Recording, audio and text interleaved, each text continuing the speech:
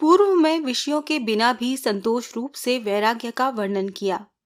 अब विषय तृष्णा के त्याग का गुरु उपदेश करते हैं। हे शिष्य, ज्ञान का शत्रु जो काम है उसका त्याग कर, और जिसके पैदा करने में, रक्षा करने में तथा खर्च करने में दुख होता है, ऐसे सर्वथा दुखों से भरे हुए अर्थ कहिए धन का त्याग कर, तथा काम और अर्थ दोनों का हेतु जो धर्म, उसका भी त्याग कर, और तदंतर धर्म, काम, रूप त्रिवर्ग के हेतु जो सकाम कर्म, उनके विषय आसक्ति का त्याग कर। इस पर शिष्य शंका करता है कि स्त्री, पुत्र आदि और अनेक प्रकार के सुख देने वाले जो कर्म, उनका किस प्रकार त्याग कर सकते हैं। तब गुरु कहते हैं, हे शिष्य, 3 अथवा 5 दिन रहने वाले मित्र, क्षेत्र, धन, स्थान, स्त्री और कुटुंब आदि संपत्तियों को स्वप्न और इंद्रजाल के समान अनित्य जान। अब ये वर्णन करते हैं कि संपूर्ण काम्य कर्मों में अनासक्ति करना रूप वैराग्य ही मोक्ष रूप पुरुषार्थ का कारण है। जहां जहां विषयों के विषय तृष्णा होती है, वहां ही संसार जान, क्योंकि विषयों की तृष्णा ही कर्मों के द्वारा संसार का हेतु होती है। इस कारण दृढ़ वैराग्य का अवलंबन करके अप्राप्त विषयों में इच्छा रहित होकर आत्मज्ञान की निष्ठा करके सुखी हो। उपरोक्त विषय को अन्य रीति से कहते हैं, हे शिष्य, तृष्णा मात्र ही बड़ा भारी बंधन है, और उस तृष्णा मात्र का त्याग ही मोक्ष कहाता है, क्योंकि संसार के विषय आसक्ति का त्याग करके बारंबार आत्मज्ञान से उत्पन्न हुआ संतोष ही मोक्ष कहाता है।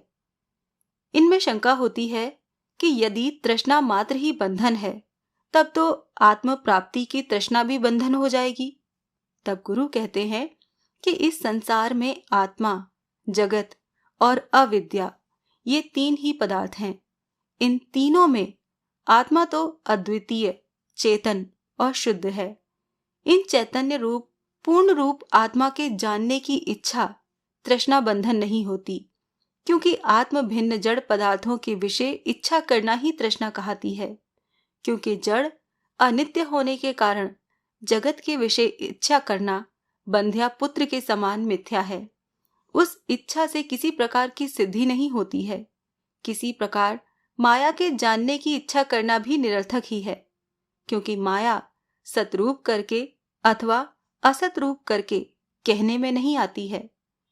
अब संसार की जड़ता और अनित्यता को दिखाते हैं।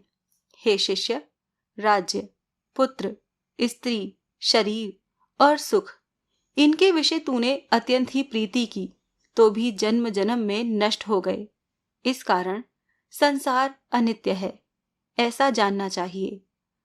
अब धर्म, अर्थ, काम रूप त्रिवर्ग की इच्छा का निषेध करते हैं। हे शिष्य, धन के विषय, काम के विषय और सकाम कर्मों के विषय में कामना न करके अपने आनंद स्वरूप के विषय परिपूर्ण रहें, क्योंकि संसार रूपी दुर्गम मार्ग के विषय श्रमता हुआ मन इन धर्म, अर्थ, काम से विश्राम को कदापि नहीं प्राप्त होगा, तो कदापि संसार बंधन का नाश नहीं होगा। अब क्रिया मात्र के त्याग का उपदेश करते हैं।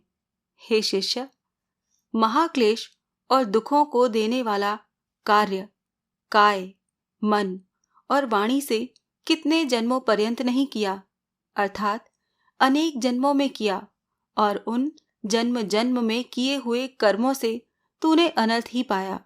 इस कारण अब तो उन कर्मों का त्याग कर।